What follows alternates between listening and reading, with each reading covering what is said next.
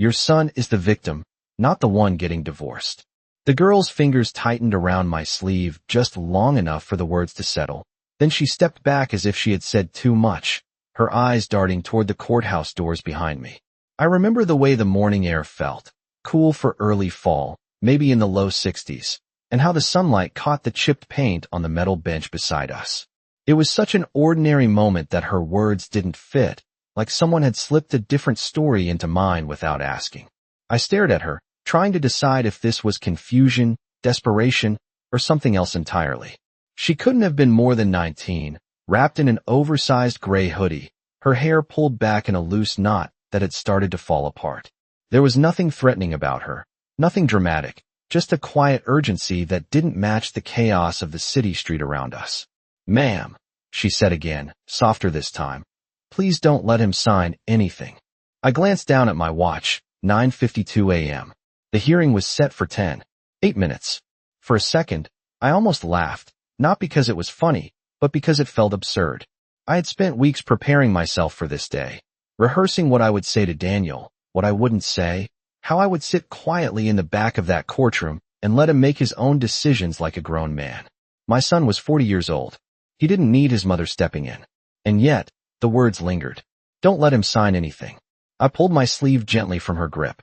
"I think you have the wrong person," I said, though my voice didn't sound as certain as I wanted it to. She shook her head immediately, a small, quick movement. "No, I don't." There was something in her eyes then, not panic, not fear, but recognition, as if she knew exactly who I was. A car horn sounded down the block, sharp and impatient, and it broke whatever fragile stillness had formed between us. I took a step back, adjusting the strap of my purse on my shoulder. "I have to go," I told her, more to myself than to her. I turned toward the courthouse entrance, its wide glass doors reflecting the street behind me, and for a brief moment I saw us both in that reflection, me in my navy coat, composed, controlled, her standing just a few feet away, still watching. I pushed the door open and stepped inside. The lobby was already busy, lawyers in dark suits, couples sitting apart on opposite benches, the low hum of conversations that never quite rose above a murmur. It smelled faintly of coffee and polished floors. I spotted Daniel almost immediately. He was standing near the elevators, his posture stiff, one hand in his pocket, the other holding a folder he hadn't opened. He looked older than I remembered, not in years, but in something heavier, something that settled in his shoulders and stayed there. Emily stood a few feet away from him, speaking quietly with her attorney. She didn't look nervous. That was the first thing I noticed. She looked prepared, calm, certain. I walked toward my son, my heels clicking softly against the tile, each step measured. He glanced up when he saw me and gave a small nod, the kind you give someone you know well but don't quite know how to talk to anymore. "Mom," he said, "you made it." I smiled, or at least I think I did. Of course I did. My eyes moved briefly to the folder in his hand. He hadn't opened it. Not once. The elevator doors slid open with a quiet chime, and Emily turned toward us, her expression smoothing into something polite, almost warm. "We're about to go up," she said. "It should be quick." Quick. The word echoed in my mind in a way I couldn't explain. "Don't let him sign anything." I felt my hand tighten slightly around my purse strap.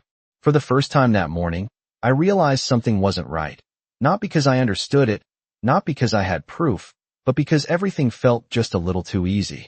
And Daniel, my son, looked like a man about to agree to something he hadn't fully read.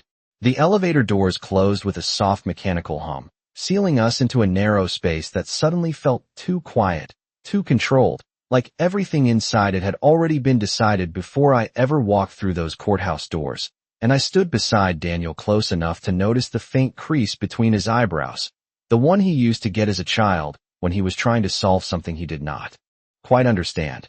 Except now he was not solving anything. He was simply waiting, and that unsettled me more than anything the girl outside had said, because Daniel had never been a man who waited without questioning, not when it mattered, not when it involved his life. And yet here he was, holding a folder he had not opened, his thumb resting against the edge as if it were just another document instead of something that might change everything he owned, everything he believed was secure, and I found myself watching his hand instead of his face, because it was easier to read the hesitation there than in his expression, and for a moment I considered asking him directly, asking if he had read it, asking if he was sure, but the words stayed where they were, caught somewhere between instinct and restraint, because I had promised myself I would not interfere. I had promised myself I would respect his decisions, even if I did not agree with them, even if they led him somewhere I could not follow. And the promise had felt simple when I made it, back in my quiet kitchen 2 nights ago with a cup of coffee growing cold beside me. But standing here now, with the elevator climbing steadily upward, I could feel that promise beginning to shift, not breaking, not yet, but bending in a way that made me question whether it had ever been realistic to begin with. And then I heard Emily's voice behind us, calm and measured as always, discussing something with her attorney in a tone that carried no trace of uncertainty, no hesitation, just quiet confidence. And I turned slightly, not enough to draw attention, just enough to observe. And what I saw did not match what I expected from someone about to finalize a divorce. There was no tension in her shoulders, no sign of strain, just a kind of practiced composure that felt rehearsed rather than natural. And her attorney nodded as she spoke, as if they had gone over every detail already, as if there was nothing left to question, nothing left to negotiate. And that word came back to me again. Quick. It should be quick, she had said, as if the outcome had already been written somewhere I had not seen. And I felt a small, sharp awareness settle in my chest, not panic, not fear, just a quiet recognition that something was moving faster than it should, faster than Daniel seemed prepared for. And when the elevator chimed and the doors opened onto the 4th floor, I stepped out with them into a hallway lined with closed doors and low voices, the kind of place where decisions were made quietly and consequences followed long after.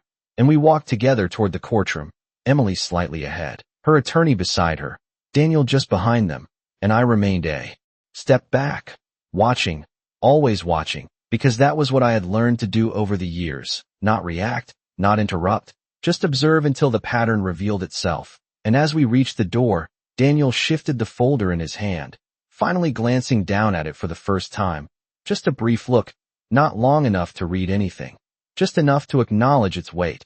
And then he looked up again, ready to move forward, ready to walk into that room and sign whatever was placed in front of him. And in that exact moment, without warning, I remembered the girl's voice again, not loud, not dramatic, just steady and certain. Do not let him sign anything. And my hand tightened slightly at my side, not enough for anyone to notice, but enough for me to understand that whatever was about to happen inside that room was not as simple as it appeared. And for the first time since this process began, I realized I might not be able to stay silent. The courtroom was smaller than I expected, the kind of room designed to make everything feel contained, controlled, as if the walls themselves were there to keep emotions from spilling over into something messy or unpredictable. And I took a seat in the 2nd row, close enough to hear every word, but far enough to remain outside the center of it all, exactly where I had intended to be when I first agreed to come. And yet the moment Daniel and Emily stepped forward toward the table, something shifted inside me, not a sudden jolt, not fear, but a quiet tightening that made me sit a little straighter, pay a little closer attention, because from this angle I could see things I had not noticed before. The way Emily placed her folder down with deliberate precision, the way her attorney slid a stack of papers across the table without hesitation, already arranged, already flagged, as if every signature had been anticipated, every response rehearsed. And Daniel, my son, stood there for a brief second before sitting, his movements just a fraction slower, like someone stepping into a conversation halfway through and trying to catch up without asking questions. And I watched as he opened the folder at last, flipping to the first page, his eyes moving quickly across the lines, too quickly, and I knew that pattern. I had seen it years ago when he would skim instructions instead of reading them fully, trusting that he understood enough, trusting that the details would not matter. And for a moment I almost leaned forward, almost said his name, but I stayed where I was, my hands folded neatly in my lap, because I needed to be certain, not just uneasy, not just reacting to a stranger's warning outside. And then the judge entered, a brief shuffle of movement, everyone rising, then sitting again, and the process began in that calm, measured tone that made everything sound routine, as if this was just another case, another division of property, Another pair of signatures that would close one chapter and open another, and Emily's attorney spoke first, outlining terms in a way that sounded simple, almost generous, words like equitable and mutual agreement and streamlined resolution, phrases that wrapped complexity in something that felt easy to accept, and Daniel nodded once, just once, as if that was enough, as if he did not need more than a summary to make a decision that would affect the rest of his life. And I felt that same awareness deepen, because nothing about this felt like a negotiation. It felt like a conclusion that had already been reached somewhere else, before this room, before this moment, and then the documents were passed to him, one by one, pages sliding across the polished surface of the table, and he picked up the pen, holding it in that same steady grip he had always had, confident, decisive, and for a fraction of a second, everything slowed, not in reality, but in the way my mind registered it, the small details becoming sharper, the faint sound of paper shifting, the soft hum of the overhead lights, the subtle curve of Emily's smile that she tried to keep neutral but could not quite hide. And I saw it then, not clearly enough to name, but clearly enough to recognize that this was not just confidence, it was expectation, and that difference mattered, because confidence came from belief, but expectation came from certainty. And certainty meant she already knew how this would end. And Daniel, still looking at the page, still not fully reading, did not see it. Or if he did, he chose not to question it. And the girl's voice returned again, not louder, not clearer, just present. As if it had been waiting for this exact moment. Do not let him sign anything. And my fingers pressed together slightly, the only outward sign of the decision forming quietly inside me. Because I had spent years believing that stepping back was the same as supporting, that giving him space was the same as trusting him. But sitting there now, watching him about to put his name on something he had barely examined, I realized there was a difference between letting someone live their life and allowing them to walk into something they did not understand. And that difference, small as it seemed, was enough to make me shift forward in my seat, just a few inches, just enough to signal to myself that I was no longer only observing. And when Daniel lowered the pen toward the paper, ready to sign, I knew I could not stay silent any longer. The tip of the pen hovered just above the paper, and that was the moment I heard my own voice before I had fully decided to speak, clear and steady in a way that surprised even me. Daniel, wait. The word did not echo. It did not interrupt the room the way loud voices do, but it carried enough weight to pause his hand midair. And he looked up at me with a mixture of confusion and something else, something closer to relief than I expected, as if part of him had been waiting for a reason to stop without knowing how to create one himself.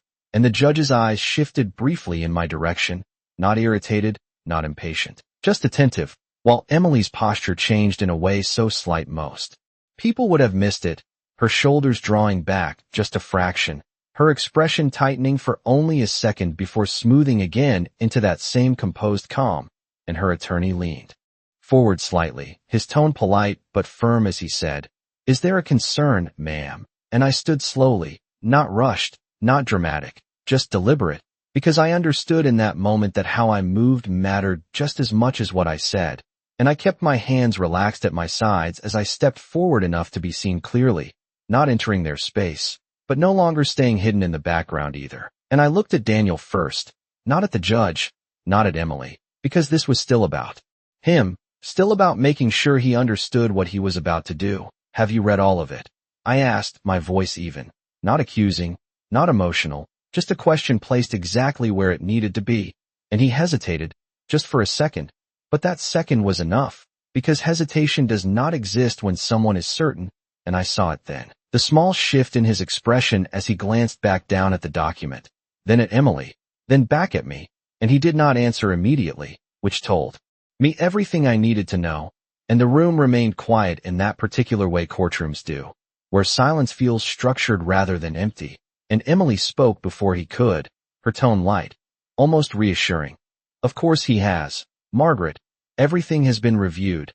And she said my name like we were still having polite conversations over dinner, like this was just another detail to move past. And I turned my head slightly toward her, meeting her gaze for the first time that morning, with full attention. And there it was again, that certainty, not confidence, not calm, but something practiced, something prepared, And I did not challenge her directly. I did not need to, because this was not about arguing. It was about slowing something down that had been moving too quickly from the start. Then it will not hurt to take a few more minutes, I said, returning my focus to Daniel, just to be sure. And the judge nodded once, a small gesture that shifted the balance of the room, more than any raised voice could have. There is no issue with allowing additional time for review, he said, and I saw the brief flicker of irritation cross Emily's face before she controlled it, so fast it might have been imagined if. I had not been watching closely, and her attorney adjusted the papers slightly, his movements no longer as smooth as before, and Daniel lowered the pen fully now, setting it down on the table instead of holding it above the page. And that simple action felt larger than it should have, like something that had been set in motion had finally been interrupted, and I stepped back again, not retreating, just giving him space to look, to read, to think without pressure. And as he turned the first page, more slowly this time, his eyes moving line by line instead of skimming, I felt a quiet steadiness settle inside me. Not victory, not satisfaction, just the recognition that whatever this was, whatever had been arranged, it would not unfold as easily as someone had planned. And for the first time since we entered that room, the pace changed, just enough to reveal what had been hidden beneath the surface all along. Daniel did not speak at first, and that silence stretched just long enough to change the atmosphere in the room.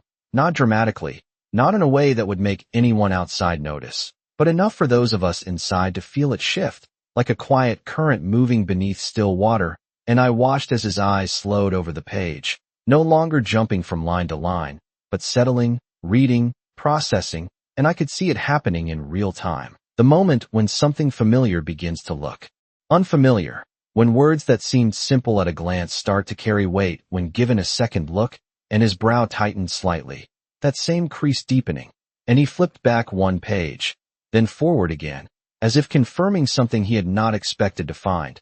And across from him Emily remained still, almost too still, her hands folded neatly on the table, her posture unchanged.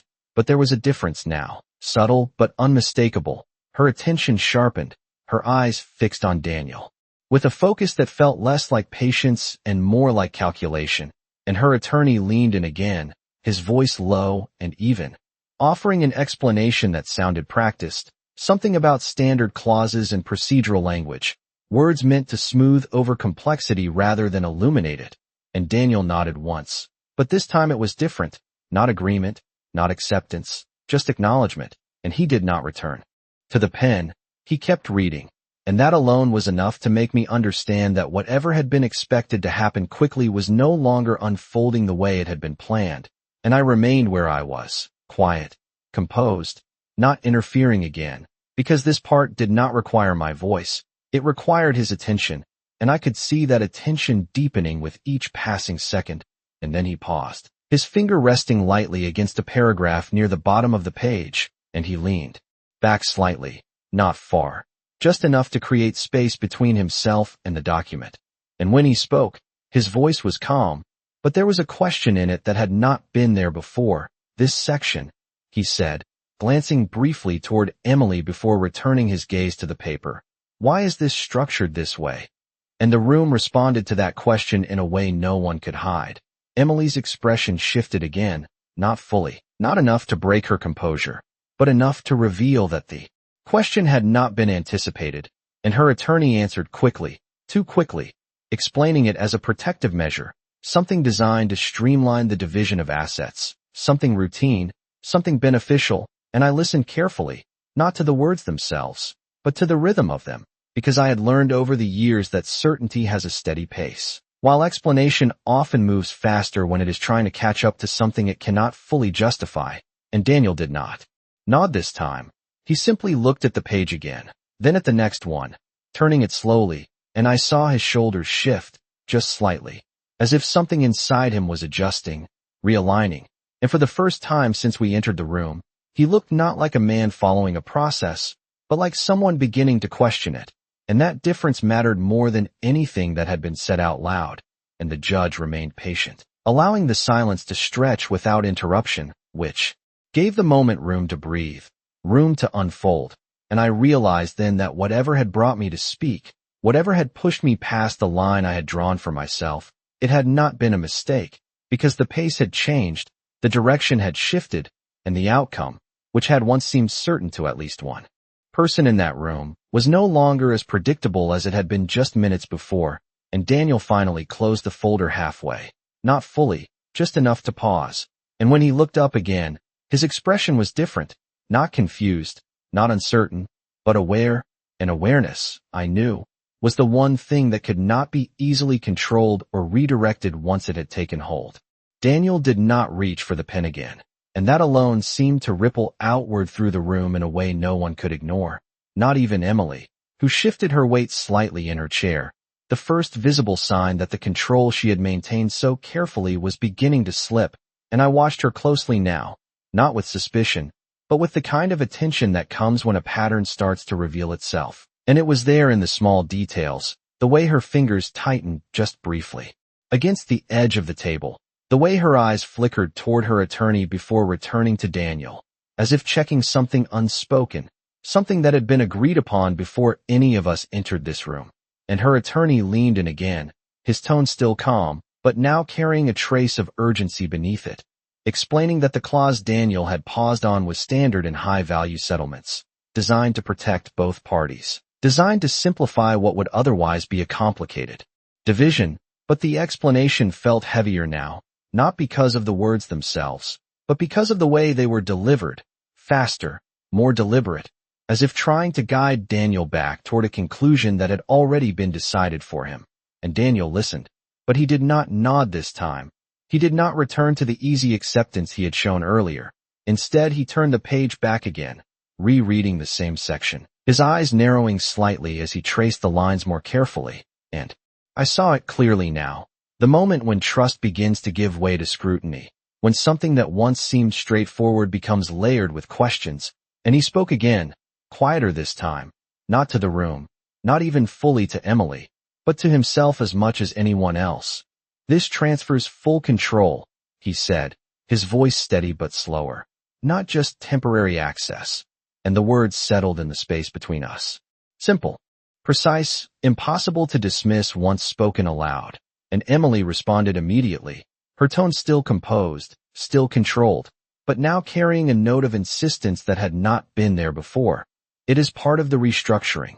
Daniel, we already discussed this, she said, and the phrase already discussed hung in the air like a closed door, meant to end the conversation rather than continue it. But Daniel did not accept it as easily as he might have an hour ago. He looked at her, really, looked at her this time, as if trying to align what he was reading with what he had been told, and for a brief second I saw something in his expression that I had not seen in years, not doubt exactly, but awareness sharpened into something more deliberate, and the judge remained silent, allowing the exchange to unfold without interruption, which only made the moment more revealing, because without pressure, without the need to rush, the truth has a way of surfacing on its own, and I stayed where I was, my presence steady but no longer passive, understanding now that my role had shifted from observer to anchor, not to lead, not to direct, but to ensure that Daniel did not move forward without seeing clearly. And Emily's attorney adjusted his approach, his voice softening slightly as he reframed the explanation,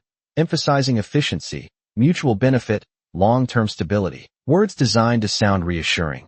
But Daniel did not respond immediately. He closed the folder, just a little more this time, not fully, but enough to create a pause that had not existed before, and that pause stretched, not uncomfortably, but with purpose, as if he was allowing himself the time he had been denied earlier, and I could see the shift settling into him. Not sudden, not dramatic, but steady, like a line being redrawn in a place where it should have been from the beginning. And when he finally spoke again, his voice was calm, but there was a firmness to it that had not been there before.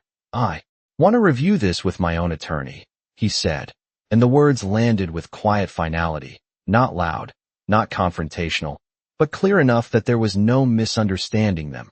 And in that moment, everything that had been moving too quickly came to a stop, and the certainty that had once belonged to Emily alone no longer held the same weight, because Daniel had stepped out of it. And once someone does that, even slightly, the entire structure built around that certainty begins to change.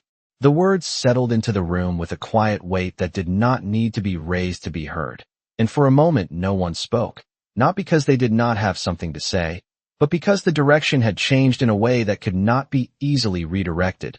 And I watched as Emily's composure adjusted once more, not breaking, never fully breaking, but tightening in small, controlled ways that revealed more than any outward reaction could. And her eyes moved to Daniel with a focus that was no longer simply confident, but intent, as if recalculating, as if searching for a way to guide him back to the path he had just stepped away from. And her voice, when she spoke, remained calm, but there was a firmness beneath it now, a subtle insistence that had not been necessary before. There is no need to delay this, Daniel. Everything has already been agreed upon, she said, and the phrase sounded different this time. Less like reassurance and more like a reminder, as if agreement itself was something that should not be questioned once it had been declared. But Daniel did not respond immediately, and that pause, that space between her words and his reaction, carried more meaning than anything spoken aloud, because it showed that he was no longer moving within the rhythm she had set.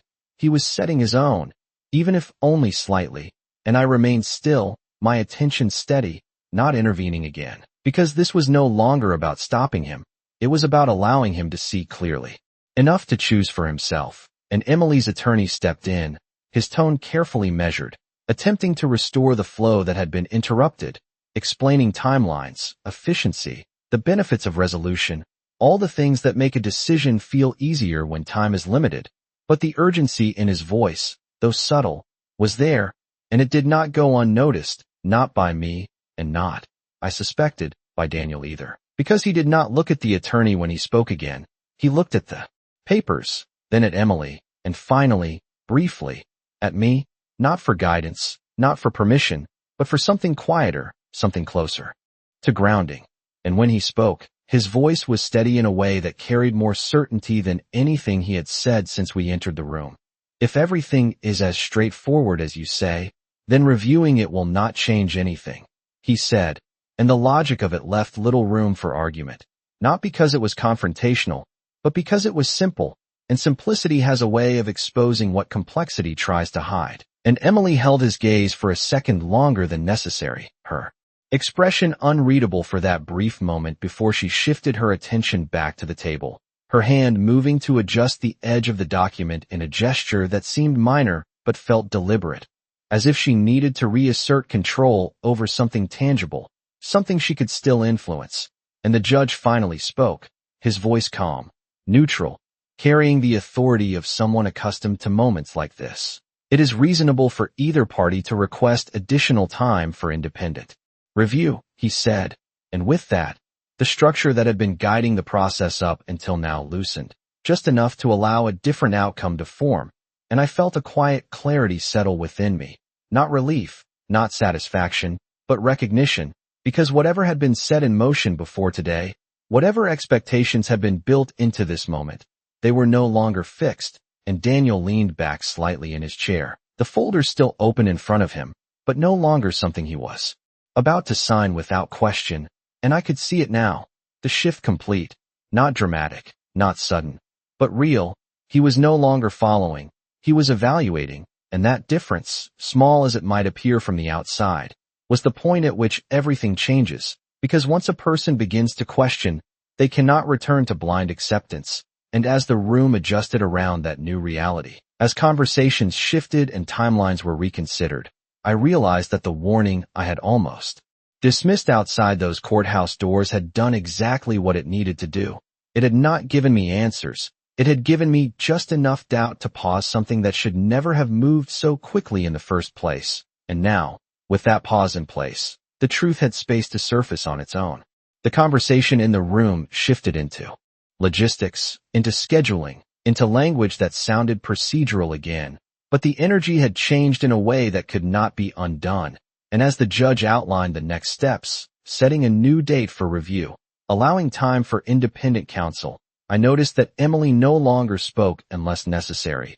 Her silence now different from before, not controlled, but measured, as if each word had to be reconsidered before being used. And Daniel gathered the documents slowly, stacking them with more care.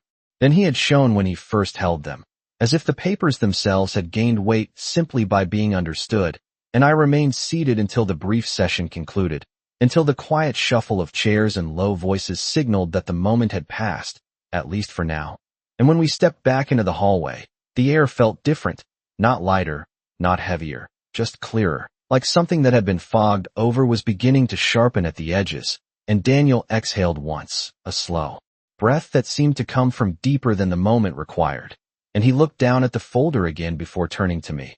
"I should have read it before," he said, not as an apology, not directed at me, but as a realization spoken aloud, and I nodded slightly, not correcting him, not adding anything, because he did not need explanation. He needed space to continue seeing what he had just begun to notice. And Emily stepped out a moment later with her attorney, her expression composed once more, but quieter now, the certainty replaced by something more cautious, and she addressed Daniel with the same steady tone, suggesting they could resolve everything quickly once he had his review, framing it as a minor delay rather than a shift in direction. But Daniel did not answer immediately. He simply nodded once, not agreeing, not disagreeing, just acknowledging, and that distinction, small as it seemed, marked a boundary that had not existed before. And as they moved a few steps ahead, speaking in lower voices, I let my attention drift for just a second, back toward the entrance we had come through earlier, and I found myself wondering if she was still there, the girl who had stopped me, who had said so little and yet changed everything. And without fully deciding to, I stepped away from the hallway, walking back toward the elevator, then down, each movement calm, unhurried, as if I were simply following a thought to its natural end. And when the doors opened onto the lobby, I saw her almost immediately, sitting on the same bench, her posture slightly hunched, her hands wrapped around a paper cup that had long since gone cold. And she looked up the moment I stepped out, not surprised, not relieved, just attentive, as if she had been waiting without expecting me to return. And I walked toward her, stopping a few feet away, close enough to speak without raising my voice. And for a moment neither of us said anything. Because some conversations do not begin with words, they begin with recognition. And then I asked, quietly, "How did you know?" And she glanced down at the cup in her hands before answering, her voice low, steady. "Because I have seen it before," she said, and she did not elaborate. She did not rush to explain. But something in the way she said it made it clear that this was not guesswork, not coincidence. And I waited, not pressing, just giving her the space to continue if she chose to. And after a second, she did, lifting her eyes back to mine. "She has done this before, just not with him." And the words settled carefully, deliberately, each one carrying more weight than the last. And I felt that same quiet awareness return, stronger now, more defined, because suspicion can be dismissed, but patterns cannot. And I realized then that what had been interrupted upstairs was not just a decision. It was something larger, something that extended beyond this one moment. And the girl, Lily, shifted slightly on the bench, reaching into the pocket of her hoodie and pulling out a folded piece of paper, worn at the edges, and she held it out toward me without explanation. And I took it slowly, unfolding it just enough to see that it was not random, not vague, but specific. Numbers, names, details that did not belong to chance. And as I looked back up at her, she simply said, "You should not wait too long." And in that moment, I understood that the pause we had created inside that courtroom was only the beginning, not the resolution, and whatever truth had started to surface would not remain hidden now that it had been seen. The paper in my hand felt thin, almost fragile, but the information printed across it carried a weight that settled deep before I had even fully processed what I was seeing. And I stood there for a moment longer than necessary, reading just enough to understand that this was not a coincidence, not a misunderstanding, but a pattern that had been repeated with careful precision, names that were not Daniel's, dates that stretched back years, account references that aligned too closely with what I had just watched unfold upstairs. And I folded the paper slowly, not out of hesitation, but out of control, because rushing would not change what it revealed. And when I looked back at Lily, she did not ask what I thought. She did not press for a reaction. She simply watched, as if she already knew that understanding does not come all at once.